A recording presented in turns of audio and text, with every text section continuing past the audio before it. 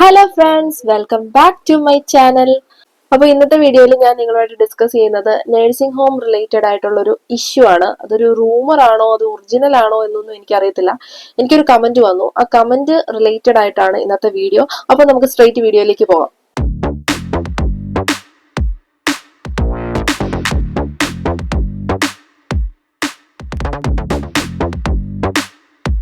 കമന്റിനെ കുറിച്ച് ഡീറ്റെയിലി പറയുന്നതിന് മുന്നേ എനിക്ക് നിങ്ങളോട് ഒന്ന് രണ്ട് കാര്യങ്ങൾ പറയാനുണ്ട്. ഒന്നാമത്തെ കാര്യം, എല്ലാവർക്കും ഒരു ബിഗ് താങ്ക്സ്. ഇപ്പോൾ ഒത്തിരി പേര് മെസ്സേജ് ചെയ്യുന്നുണ്ട്, വീഡിയോസ് നല്ലതാന്നൊക്കെ പറഞ്ഞ് സപ്പോർട്ട് ചെയ്യുന്നുണ്ട്.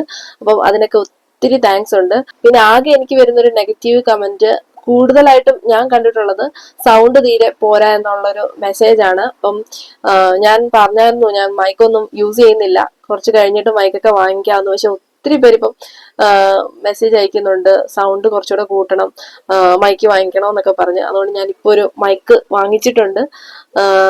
സോ ഈ വീഡിയോക്ക് സൗണ്ട് ഉണ്ടായിരിക്കുമെന്ന് ഞാൻ പ്രതീക്ഷിക്കുന്നു. അതേപോലെ തന്നെ ഇപ്പം വീഡിയോ എടുക്കുന്നത് വീടിന്റെ ഫ്രണ്ടിൽ നിന്നാ, കാരണം കൊച്ചകത്ത് കിടന്ന് ഉറങ്ങും. അപ്പൊ എനിക്ക് ഒത്തിരി സൗണ്ടിൽ സംസാരിച്ചു കഴിഞ്ഞാൽ അവൾ എണീക്കും, അപ്പൊ എനിക്ക് വീഡിയോ കംപ്ലീറ്റ് ചെയ്യാൻ പറ്റത്തില്ല.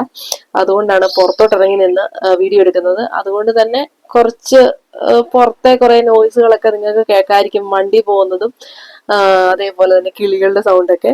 അപ്പം ഡിസ്റ്റർബൻസ് ആകുന്നുണ്ടെങ്കിൽ നിങ്ങൾ പ്ലീസ് ക്ഷമിക്കുക, അവസ്ഥ മനസ്സിലാക്കുക. സോ അത്രേ ഉള്ളൂ. അപ്പൊ ഇനി നമുക്ക് നമ്മുടെ മെയിൻ ടോപ്പിക്കിലേക്ക് പോകാം. ഇന്നലെ എനിക്കൊരു കമന്റ് വന്നു. ആ കമന്റിൽ ഫസ്റ്റ് ചോദിച്ചിരിക്കുന്ന കാര്യം നഴ്സിംഗ് ഹോം മോശമാണോ എന്നുള്ളതാണ്. അപ്പം എന്റെ ഒരു പേഴ്സണൽ അനുഭവം വെച്ചിട്ട്, ഞാൻ നഴ്സിംഗ് ഹോമിലും വർക്ക് ചെയ്തിട്ടുണ്ട്, ഇപ്പൊ HSC ഹോസ്പിറ്റലിലും വർക്ക് ചെയ്യുന്നു. എനിക്ക് നഴ്സിംഗ് ഹോം മോശമായിട്ട് തോന്നിയിട്ടില്ല. ഞാൻ 2 ഇയർ ആണ് അവിടെ വർക്ക് ചെയ്തത്. 2 ഇയർ കോൺട്രാക്ട് ആയിരുന്നു. അപ്പോൾ കോൺട്രാക്ട് കഴിഞ്ഞപ്പോഴത്തേക്ക് ഞാൻ സ്വാഭാവികമായിട്ടും HSCയുടെ ഇന്റർവ്യൂ അറ്റൻഡ് ചെയ്ത് HSC ഹോസ്പിറ്റലിലേക്ക് മൂവ് ചെയ്യുകയായിരുന്നു. ആ ഒരു 2 ഇയറിൽ എനിക്ക് നഴ്സിംഗ് ഹോം അങ്ങനെ മോശമായിട്ടുള്ള രീതിയിലൊന്നും തോന്നിയിട്ടില്ല. അപ്പം ഈ കുട്ടി എന്താ ഉദ്ദേശിക്കുന്നതെന്ന് എനിക്കറിയത്തില്ല. അപ്പൊ ഞാൻ വീണ്ടും അതിന് റിപ്ലൈ കൊടുത്തു. അപ്പൊ എന്നോട് ഡീറ്റെയിൽ ആയിട്ട് പറഞ്ഞു. അപ്പം എന്താണ് എന്നുള്ളത് ഞാൻ സൈഡിൽ കാണിച്ചേക്കാം.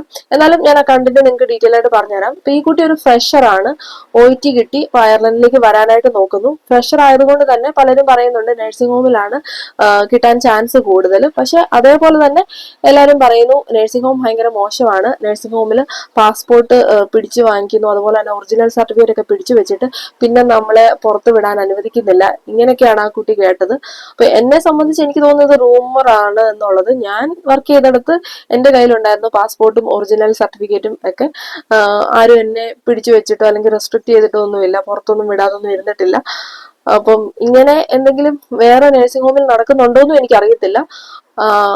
അപ്പൊ ഞാൻ ആ കുട്ടിയോട് പറഞ്ഞു, ഈ ഒരു ടോപ്പിക്ക് ഞാൻ വീഡിയോയിൽ സംസാരിക്കാം, അപ്പം ഇങ്ങനെ എന്തെങ്കിലും ഇതിനെക്കുറിച്ച് അറിയാവുന്നവർ കമന്റ് ചെയ്യുമായിരിക്കും, അപ്പൊ അത് നിങ്ങൾക്ക് ഹെൽപ്ഫുൾ ആയിരിക്കും എന്ന് പറഞ്ഞു. അപ്പം ആ കുട്ടി പറഞ്ഞു, ഓക്കെ ഇതിനെക്കുറിച്ച് ഒരു വീഡിയോ ചെയ്യാവോ, അങ്ങനെയാണെങ്കിൽ എന്നെ പോലുള്ളവർക്കൊക്കെ ഒത്തിരി യൂസ്ഫുൾ ആയിരിക്കും. കാരണം ഇപ്പൊ ഏജൻസി വഴിയൊക്കെ ഒത്തിരി തട്ടിപ്പ് നടക്കുന്നുള്ളത് കൊണ്ട് ഏത് ചൂസ് ചെയ്യണമെന്നൊന്നും അറിയത്തില്ല, അങ്ങനെയുള്ളൊരു സിറ്റുവേഷൻ ആണ്. അപ്പൊ വീഡിയോ ചെയ്യാവോ എന്ന് ചോദിച്ചു. അതുകൊണ്ടാണ് ഞാൻ ഇങ്ങനെ ഒരു വീഡിയോ ചെയ്യുന്നത്. അതുകൊണ്ട് തന്നെ ഈ വീഡിയോ കാണുന്ന ആർക്കെങ്കിലും ഇങ്ങനെ എന്തെങ്കിലും പേഴ്സണൽ ആയിട്ടുള്ള ഇഷ്യൂസ് ഉണ്ടായിട്ടുണ്ടെങ്കിലോ അല്ലെങ്കിൽ ആർക്കെങ്കിലും ഉണ്ടായിട്ടുള്ളതായിട്ട് കേട്ടിട്ടുണ്ടെങ്കിലോ, ഇതല്ലെങ്കിൽ മറ്റൊരു ഇഷ്യൂസ് ഇതുപോലെ നഴ്സിംഗ് ഹോം റിലേറ്റഡ് ആയിട്ടോ വർക്ക് ചെയ്യുന്ന ഹോസ്പിറ്റൽ റിലേറ്റഡ് ആയിട്ടൊക്കെ ഉണ്ടായിട്ടുണ്ടെങ്കിൽ നിങ്ങൾ പ്ലീസ് കമന്റ് ചെയ്യുക. അപ്പൊ ഇങ്ങോട്ട് വരാനിരിക്കുന്നവർക്ക് അതൊരു യൂസ്ഫുൾ ആയിരിക്കും. കാരണം ഇപ്പൊ ഒത്തിരി തട്ടിപ്പുകൾ നടക്കുന്നുള്ളത് കൊണ്ട് തന്നെ പലരും പേടിച്ചാണ് ഓരോ പ്രോസസ്സിങ്ങിന്റെ ഓരോ സ്റ്റെപ്പും ചെയ്യുന്നതും ഓരോ ഏജൻസിയുടെ അടുത്തോട്ട് പോകുന്നതും ഒക്കെ. അപ്പം അറിയാവുന്നവർ അവർക്ക് അറിയാവുന്ന എക്സ്പീരിയൻസ് ഷെയർ ചെയ്യാമെങ്കിൽ അവർക്കൊരു ഡിസിഷൻ എടുക്കാനും, അയർലൻഡ് ചൂസ് ചെയ്യണോ, UK ചൂസ് ചെയ്യണോ, ഓസ്ട്രേലിയ ചൂസ് ചെയ്യണോ, അല്ലെങ്കിൽ നഴ്സിംഗ് ഹോം ചൂസ് ചെയ്യണോ, ഹോസ്പിറ്റൽ ചൂസ് ചെയ്യണോ, അങ്ങനെയൊക്കെയുള്ള ഡിസിഷൻ എടുക്കാനൊക്കെ അവർക്കൊരു ഹെൽപ്ഫുൾ ആയിരിക്കും. ഇപ്പം റിലേറ്റീവ്സോ ഫ്രണ്ട്സോ ഒന്നും പുറത്തില്ലാത്തവർക്കൊക്കെ. സോ അറിയാവുന്നവര് പ്ലീസ് നിങ്ങൾ കമന്റ് ചെയ്യുക. എനിക്ക് അറിയാവുന്ന ഞാൻ കേട്ടിട്ടുള്ള കാര്യങ്ങൾ, അല്ലെങ്കിൽ ഇത് റൂമേഴ്സ് ആണോ അതോ ഒറിജിനൽ ആയിട്ട് നടന്നിട്ടുള്ളതാണോ എന്നൊന്നും അറിയത്തില്ല, ഞാൻ കേട്ടിട്ടുള്ള കാര്യങ്ങളൊക്കെ ഞാൻ ഈ വീഡിയോയിൽ ഷെയർ ചെയ്യാം. അപ്പോൾ അതിൽ ഒന്നാമത്തെ കാര്യം എന്ന് പറഞ്ഞു കഴിഞ്ഞാൽ, അയർലൻഡില് നേഴ്സായിട്ട് വന്നിട്ട് ആപ്റ്റിറ്റ്യൂഡ് ടെസ്റ്റും എഴുതിയിട്ട് പിന്നെ ജോലി ഇല്ല എന്ന് പറഞ്ഞ് തിരിച്ചു പോകേണ്ടതായിട്ട് വന്നവരുണ്ട്.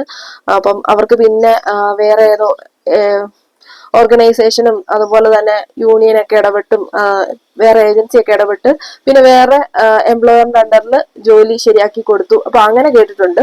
പിന്നെ ഞാൻ കേട്ടിട്ടുള്ളത് അയർലൻഡിലേക്ക് നേഴ്സായിട്ട് വിളിച്ചിട്ട് പിന്നെ അവരോട് കുറച്ച് നാൾ കെയറായിട്ട് വർക്ക് ചെയ്യേണ്ടി വരും. ഇപ്പൊ വേക്കൻസി ഇല്ല, അത് കഴിയുമ്പോഴത്തേക്ക് നേഴ്സായിട്ട് കയറ്റാമെന്ന് പറഞ്ഞ് അങ്ങനെ വർക്ക് ചെയ്യേണ്ട വന്നവരുണ്ട് എന്ന് കേട്ടിട്ടുണ്ട്. പിന്നെ ചിലരോട് നാട്ടിൽ വെച്ചേ പറയും, അത് പിന്നെ കുറച്ചുകൂടെ ഡീസെന്റാ. നാട്ടിൽ വെച്ചേ പറയും നിങ്ങൾ ഒരു 2 മാസം അല്ലെങ്കിൽ 3 മാസം കെയറായിട്ട് വർക്ക് ചെയ്യേണ്ടി വരും ഇവിടെ വന്നാൽ. അത് കഴിഞ്ഞിട്ട് നേഴ്സിന്റെ വേക്കൻസി വരുന്ന അനുസരിച്ച് നിങ്ങളെ നഴ്സിംഗ് പൊസിഷനിലേക്ക് കയറ്റാം. നിങ്ങൾക്ക് ആപ്റ്റിറ്റ്യൂഡ് ടെസ്റ്റ് ഒക്കെ നോർമലി എഴുതുന്ന പോലെ എഴുതാം. അത് കഴിഞ്ഞിട്ട് നിങ്ങൾ ഇതുപോലെ 3 മന്ത്സ് കെയറായിട്ട് വർക്ക് ചെയ്യേണ്ടി വരും. നേഴ്സിന്റെ സാലറി കിട്ടും. അങ്ങനെ പറഞ്ഞു കേട്ടിട്ടുണ്ട്, അങ്ങനെ ചെയ്തവരുണ്ട് എന്ന് കേട്ടിട്ടുണ്ട്. അതേപോലെ തന്നെ കേട്ടിട്ടുണ്ട് പിന്ന് കിട്ടാൻ ലേറ്റ് ആയതുകൊണ്ട് പിന്ന് കിട്ടുന്നിടം വരെ കെയറായിട്ട് വർക്ക് ചെയ്തിട്ട് പിന്നെ നേഴ്സായിട്ട് വർക്ക് ചെയ്യാം, അങ്ങനെ പറഞ്ഞു കേട്ടിട്ടുള്ളവരുണ്ട്. അതേപോലെ തന്നെ കെയറേഴ്സിന്റെ ഷോർട്ടേജ് കാരണം ചില നഴ്സിംഗ് ഹോമിൽ നഴ്സസ് തന്നെ കെയറേഴ്സ് ആയിട്ട് വർക്ക് ചെയ്യുന്നുണ്ട്. എനിക്ക് തോന്നുന്നു അവർക്കും നഴ്സസിന്റെ സാലറിയാണ് കിട്ടുന്നതെന്ന് തോന്നുന്നു കെയറായിട്ട് വർക്ക് ചെയ്താലും. സോ അങ്ങനെയും കേട്ടിട്ടുണ്ട്. അപ്പൊ ഇതൊക്കെയാണ് ഞാൻ കേട്ടിട്ടുള്ള കാര്യങ്ങൾ. ഇതെല്ലാം കേൾവിയാണ്. ഇതിൽ എന്തോരം സത്യം ഉണ്ട് എന്നൊന്നും എനിക്കറിയത്തില്ല. അപ്പൊ ഇങ്ങനെ എന്തെങ്കിലും കാര്യങ്ങൾ നിങ്ങൾ കേട്ടിട്ടുണ്ടെങ്കിലോ അല്ലെങ്കിൽ പേഴ്സണലി നിങ്ങൾക്ക് അനുഭവം ഉണ്ടെങ്കിലോ നിങ്ങൾ അത് ഷെയർ ചെയ്യുക പ്ലീസ്. അത് മറ്റുള്ളവർക്ക് ഒത്തിരി യൂസ്ഫുൾ ആയിരിക്കും. അപ്പൊ അത്രേ ഉള്ളൂ ഇന്നത്തെ വീഡിയോ യൂസ്ഫുൾ ആയെന്ന് വിശ്വസിക്കുന്നു. അപ്പൊ ഇന്നത്തെ വീഡിയോ യൂസ്ഫുൾ ആയെങ്കിൽ വീഡിയോ ലൈക്ക് ചെയ്യാനും ഷെയർ ചെയ്യാനും കമന്റ് ചെയ്യാനും ഒപ്പം സബ്സ്ക്രൈബ് ചെയ്യാനും മറക്കരുത്. മറ്റൊരു യൂസ്ഫുൾ വീഡിയോ ആയിട്ട് കാണുന്നവരെ ബൈ ബൈ.